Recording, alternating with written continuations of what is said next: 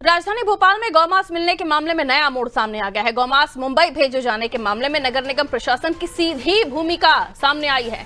भैंस का बताकर गौमांस बाहर भेजा जा रहा था। दरअसल मामले में नगर निगम के पशु चिकित्सा अधिकारी का पत्र भी सामने आया है। पत्र में मांस स्लॉटर हाउस से बाहर ले जाने की अनुमति दी गई थी। 17 दिसंबर 2025 को जारी ये पत्र नगर निगम के पशु चिकित्सक डॉक्टर बेनी प्रसाद गौर का है। डॉक्टर गौर ने प्रमाणित किया कि स्लॉटर हाउस में बीते करीब 2 सप्ताह में 15 साल से अधिक उम्र की 85 भैंसों को मारा गया। मांस को फ्रोजन मीट के रूप में पैक कर मुंबई भेजने की अनुमति दी गई। इसी खेप से पुलिस ने जो सैंपल लिए उनमें गौमांस की पुष्टि हुई। वहीं 17 सितंबर की रात हिंदू संगठनों ने पुलिस कंट्रोल रूम के पास कंटेनर रोका था। गौमांस होने की आशंका पर हंगामा किया गया था। तब जहांगीराबाद थाना पुलिस ने मांस के सैंपल जांच के लिए भेजे थे। वहीं मामले पर नगर निगम अध्यक्ष किशन सूर्यवंशी का कहना है कि जो भी अपराधी है उसे बख्शा नहीं जाएगा। साथ ही संरक्षण देने वाला कोई अधिकारी हो या जिस भी अधिकारियों को भी नहीं छोड़ा जाएगा, यानी कोई भी बख्शा नहीं जाएगा। वहीं अब मामले पर सियासत गर्म है। पीसीसी चीफ जीतू पटवारी ने आरोप लगाया कि गायों की हत्या की जा रही है और उनके मांस का व्यापार किया जा रहा है। उन्होंने ये भी कहा कि मांस सप्लाई का टेंडर ओमान से हुआ था और सरकार गाय को लेकर राजनीति कर रही है। वहीं कैबिनेट मंत्री विश्वास सारंग ने पलटवार करते हुए कहा कि मामले में कड़ी कार्रवाई की जाएगी और दोषियों को नहीं छोड़ा जाएगा। अगर कोई दोषी पाया जाएगा तो वो छोटा हो या बड़ा बख्शा नहीं जाएगा। सर, मवेशियों को उठाने का जगह भी उसके पास था, अभी तक ये बात स्पष्ट नहीं हुई क्या गोमांस था या जो। देखिए, इसकी पूरी जांच पुलिस कर रही है। मैं यही कह रहा हूं कि मध्य प्रदेश की पावन धरती पर गो हत्या पूरी तरह से प्रतिबंधित थी, है और भविष्य में भी रहेगी। अगर ये जघन्य अपराध किसी ने किया तो वो व्यक्ति किसी भी सूरत में बचेगा नहीं। असलम का नाम आ रहा है। असलम चमड़ा हो या कहीं के चमड़े हों, उनकी चमड़ी उतार दी जाएगी इस अपराध में लिप्त पाए गए तो आधिकारिक तौर पर। मवेशी उठाने का भी काम उसी के पास था और उसी के पास लौट रहा हूं। देखिए, नगर निगम परिषद में कभी ये मुद्दा आया नहीं है, इसलिए मैं ये कह सकता हूं कि अगर कोई अपराधी है तो चाहे वो असलम चमड़ा हो या उसको संरक्षण देने वाले दूसरे कोई अधिकारी भी हो या कोई भी हो, वो बख्शे नहीं जाएंगे। साल से वोट लिए, गाय की रक्षा की कस्में खाई, गाय को लेकर मॉब लिंचिंग की, गाय को लेकर जितनी राजनीति होती है वो की, और इनका असली चेहरा आपने भोपाल के स्लॉटर हाउस में भी देख लिया जो नगर निगम संचालित करता है। इंदौर की गौशाला में ये स्थिति देख ली जो इंदौर नगर निगम संचालित करती है। 0% टैक्स इनका निर्णय, इनकी मंत्रिमंडल की कैबिनेट का डिसीजन है, वो भी प्रदेश के डोमेन में है। और साथ ही साथ जो इनने ओमान को या विदेश में सर्टिफिकेट दिया है कि आप जैसा मांस चाहते हो वैसा मांस देंगे, आप तो खरीदो हमसे। तो ये पूरी पिक्चर ये बता दी कि गाय के वध करने में इनका महारत है। इन लोगों को ये गाय की रक्षा नहीं करना चाहते, गाय के नाम पे वोट लेना चाहते हैं, गाय माता के नाम पे वोट लेना चाहते हैं। हम इनकी निंदा करते हैं। कोई भी व्यक्ति कितना भी बड़ा हो, गो मांस या गो कटाई के मामले में बख्शा नहीं जाएगा। मैंने भी स्पष्ट कमिश्नर नगर निगम को कहा है कि जो भी दोषी हैं, चाहे वो व्यापारी हो या अधिकारी हो, उस पर कार्रवाई होनी चाहिए, उसको सस्पेंड करना चाहिए।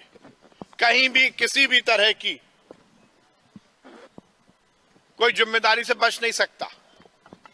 माननीय मुख्यमंत्री जी ने स्पष्ट निर्देश दिए हैं, यदि गौ माता की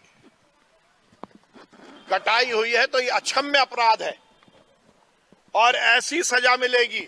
मैंने तो कहा है कि उस पर क्रिमिनल केस और फांसी देनी चाहिए जिसने गौ माता को काटा है। गौ माता हम सबके लिए पूजनीय है और यदि गौ माता की कटाई हुई है तो ये अक्षम्य अपराध है। जो भी दोषी है उस पर कार्रवाई होगी और ऐसी कार्रवाई होगी कि नजीर पेश होगा, कोई हिम्मत नहीं कर पाएगा आगे।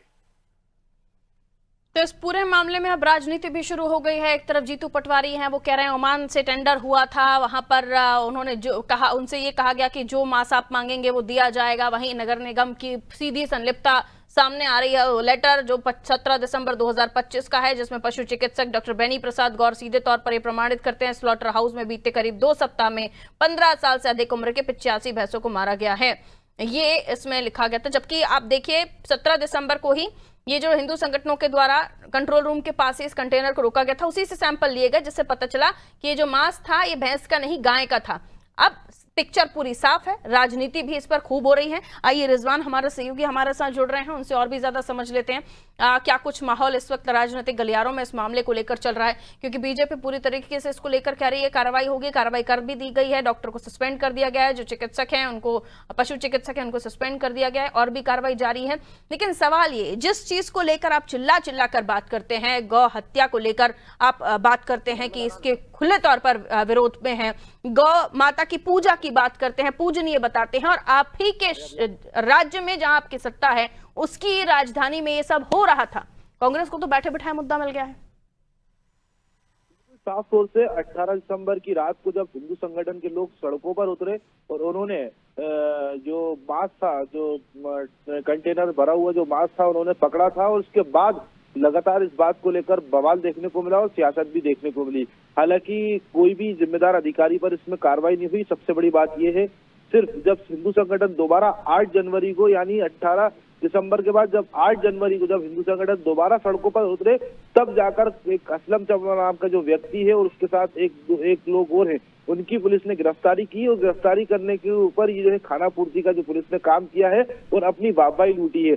साफ तौर से जो नगर निगम का जो प्रमाण पत्र जो सामने निकलकर सामने आया है, जो डॉक्टर ने जो पुष्टि की है, वो बताया गया 15 वर्ष से ऊपर की जो गाय है और 15 वर्ष से ऊपर की जो भैंसें हैं, और जो 85 ऐसी भैंसों को जो है काटा गया है। साफ तौर से उनको फ्रीजर करके जो है मुंबई भेजने का काम भी किया है। हालांकि मथुरा से जो रिपोर्ट आना थी वो रिपोर्ट भी आ चुकी है, लेकिन उसके बावजूद पुलिस, जो जिला प्रशासन है, नगर निगम है और पुलिस प्रशासन है, वो रिपोर्ट सार्वजनिक करने को तैयार नहीं है। तमाम जो लोग हैं उनकी यही मांग है, रिपोर्ट सार्वजनिक की जाए। सिर्फ अभी यही बताया गया है कि जो मांस था उसकी जांच की जा रही है, ताकि पूरी बात स्पष्ट हो सके, और अधिकारियों पर अभी तक कोई भी इस मामले में कार्रवाई नहीं की गई है। साफ तौर से पुलिस भी इस मामले में बचती हुई दिखाई दे रही है। नगर निगम के जो अध्यक्ष किशन सूर्यवंशी, उन्होंने सुबह इस बात को लेकर बयान दिया है कि कार्रवाई की जाएगी, लेकिन सिर्फ वो कार्रवाई मुंह जबानी कार्रवाई है। अभी तक कोई भी कागजी कार्रवाई इसमें बड़ी देखने को नहीं मिली है। इतनी भारी मात्रा में जब उसका सैंपल लिया गया और सैंपल में पाया गया कि ये जो हिंदू संगठन के लोग हैं उनका कहना है कि जो गोमांस है, उसके बाद भी पुलिस, नगर निगम और जो जिला प्रशासन है वो इस मामले में सुध नहीं ले रहा है, ना ही कार्रवाई कर रहा है। ये जो आरोप कांग्रेस के हैं, जिसमें वो टेंडर की बात कर रहे हैं, इसके भी कोई तथ्य कांग्रेस के पास है नहीं, तो फिर वो किस बिहाफ पर या किस चीज के बेस पर ये आरोप लगा रहे हैं, ये भी समझने वाली बात है। एक तरफ दूसरे लोग हैं, किशन सूर्यवंशी हैं, वो कह रहे हैं कार्रवाई, लेकिन अभी तक कुछ नहीं हुआ, लंबा टाइम बीत चुका उस बात को। और उसके बाद कांग्रेस आरोप तो लगा रही है, लेकिन टेंडर वाली बात कितनी सत्य है, इसका कोई प्रूफ है कांग्रेसियों के पास नहीं है, ये भी अपने आप में विषय है। बहुत शुक्रिया रिजवान। राजनीतिक गलियारों में इसको लेकर चर्चाएं खूब हो रही हैं, आरोप प्रत्यारोप का दौर शुरू हो गया है, और सीधे तौर पर इसको लेकर अब कार्रवाई की बात तो कही जा रही है, लेकिन ये टेंडर वाली बात जिसको लेकर जीतू पटवारी हाईलाइट कर रहे हैं, इस पर कांग्रेस के पास क्या तथ्य है, वो किस बात को लेकर ये आरोप लगा रही है।